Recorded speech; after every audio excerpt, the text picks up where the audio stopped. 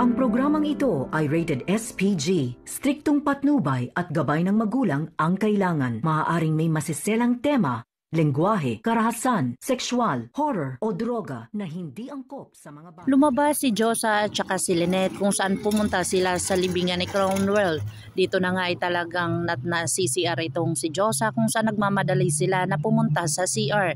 Dito na nga nakabanggaan ni Lynette ang isang lalaki na kung saan naalala niya ito.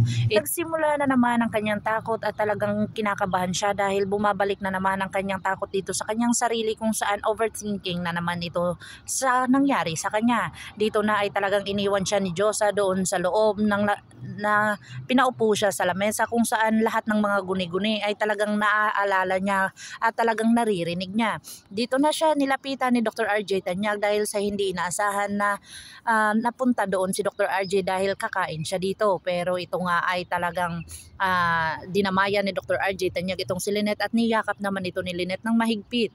Dito na talagang nakita ni Josa na umiiyak itong si Lynette na kung saan sinabi ni Lynette ang lahat ng kanyang mga nararamdaman na kung saan dito nga si Dr. RJ ay ikwenento niya nga dito kay Josa. Umalis muna si Lynette at dahil nag-CR ito na kung saan naikwento lahat-lahat ni Dr. RJ Tanyag ang nangyayari dito kay Lynette. Dito na tumawag si Dr. Carlos Benitez at talagang sinabi ni Josa ang lahat ng kanyang mga hinala dito kay Lynette kung saan agad-agad itong pumunta sa lugar na ite-text ni Josa. Dito na ay talagang nagalit itong si Lynette dahil sa lahat ng kanyang mga ginagawa ni Dr. RJ Tanyag ay talagang sinigawan niya ito at pinagsabihan siya ni Josa. Dito na lumapit si Lynette kay Dr. RJ Tanyag at nanghingi ng tawa dahil sa kanyang ginagawa dahil ayaw niya daw na magselos itong si Dr. Carlos Benitez. Pero talagang hindi inaasahan ay nakita talaga ni Dr. Carlos ang kanilang pag-uusap na kung saan ito ay nagdulot ng masamang intensyon na naman o talagang masamang palaisipan kay Dr. Carlos Benitez dahil sa kanyang mga nakikita.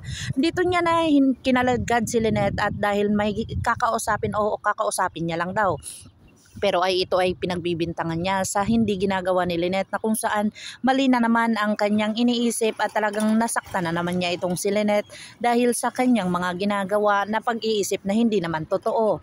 Dito na nga kaya magkakaroon ng gap itong si Dr. Carlos Benitez at saka si Lynette kung saan makikita kaya dito ni Dr. RJ Tanyag na sinasaktan niya itong kanyang asawa. Pakakabangan natin ang mga susunod pa ng episode na ito. Ang abot kamay na pangarap. If you like my story, please like, share, and subscribe para ma-update po kayo sa mga susunod pa. Yun lamang po at maraming salamat.